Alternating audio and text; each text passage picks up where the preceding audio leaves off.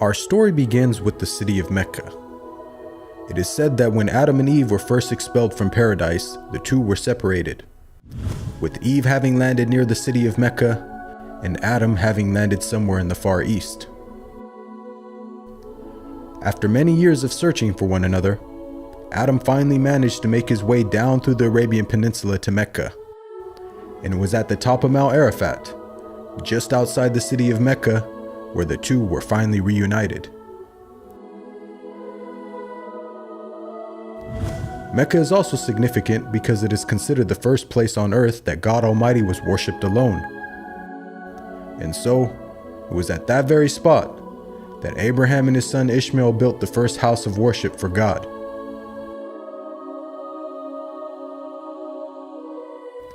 In honor of this, God Almighty had built in the heavens a similar structure for the angels. And it is said that every day, 70,000 angels come to that building to perform their prayers and then leave, intending never to return again.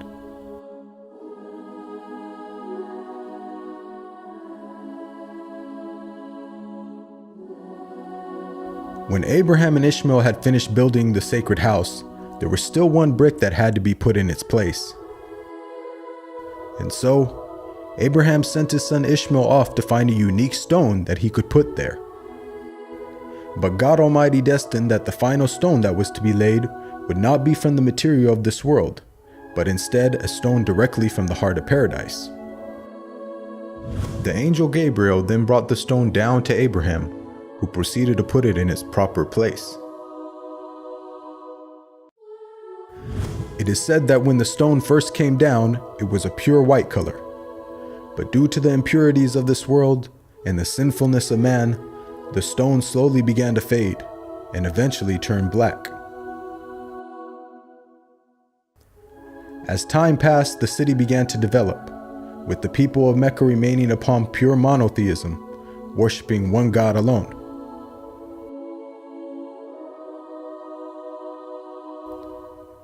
This despite the fact that their neighbors in Egypt, Mesopotamia, and the Levant had been practicing paganism for centuries. But this was all to change when a merchant by the name of Amr ibn Luhay had decided to conduct his business outside of Mecca.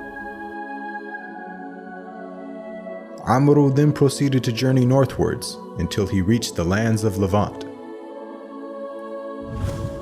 There, Amr would witness for the first time things like modern architecture, advanced literature, and of course, the practice of paganism. Amr was so impressed by all that he had seen that before leaving, he asked if he could take one of the idols back home with him.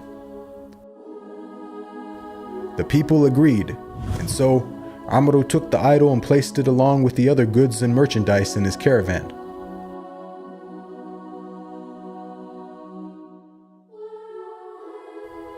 He then set out southwards, back towards the city of Mecca. When Amr arrived back home, he immediately took the idol and placed it right in front of the sacred house. He then proceeded to tell the people that this was now going to be the God that they worship. Sadly, this concept faced little, if no resistance. And as time passed, the people began to worship more and more different idols, until it is said by the end of the 6th century, there were over 360 different idols surrounding the sacred house in Mecca.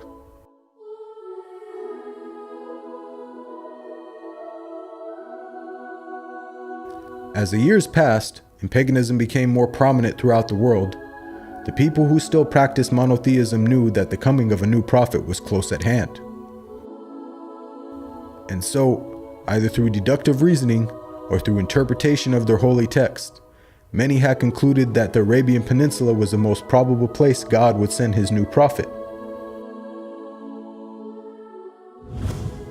For at the time, the Roman Empire and the Persian Empire had extremely repressive governments and were hostile towards any type of rebellion, be it ideologically or politically.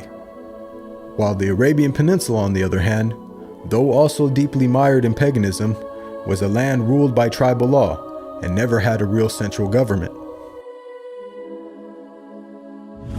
As time went by, it appears that more and more people began to move down to the Arabian Peninsula to await the coming of the next prophet.